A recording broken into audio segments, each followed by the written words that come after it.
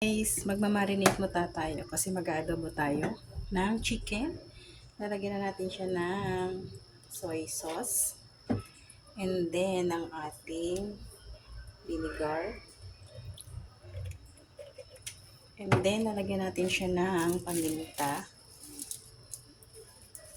And of course, ang ating seasoning. Ganyan ako mag-adobo mga kainday.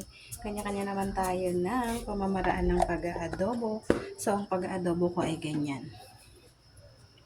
Imamarinate ko muna. Halo-halo lang natin yan. Para ma-absorb nung chicken yung ating mga pampalasa. So, yan. Set aside muna natin to. Yan. Mga kainday, magsusutay na tayo ng bawang sibuyas. Sabay-sabay na natin yan.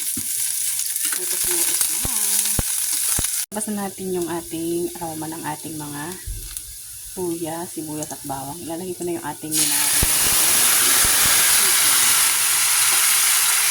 Ayan, nakakademo na natin yan. So, ayan na mga kainday, nasutin na siya. Ayan. Saka natin siya lalagyan ng water para mas lalo siyang maluto. Diba? Kasi low pa yun eh. Sintutin lang natin yan. Ngayon lalagyan na natin siya ng water para mas maluto siya. Ayan. Ayan.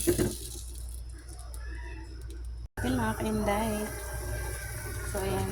Marami pa siyang water. Then babawasan natin yan. At habang nababawasan yung ating sabaw, naluluto na yung ating chicken. Kaya, yan. Diba? Silipag ang kainday nyo. So, hindi na tayo bumili sa labas. At syempre, nilagyan ko yan ng chili. Ayan, diba? So, patutuyuan pa rin natin yan ng water. So, cover ulit natin. Dahil, tikman ko muna kung okay na yung ating timpla. So,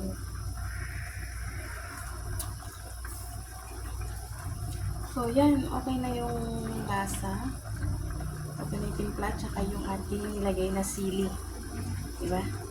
So, yan. Lulutuin ko pa rin, mga kainday. Kaya keep on watching.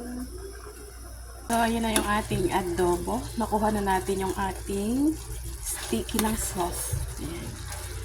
Diba? So, yan. Done cooking na tayo. It's so yummy dinner. Thank you for watching. Maraming salamat sa suporta. Please follow, like, and share. Ready to serve. Kain na tayo. Love, love, love.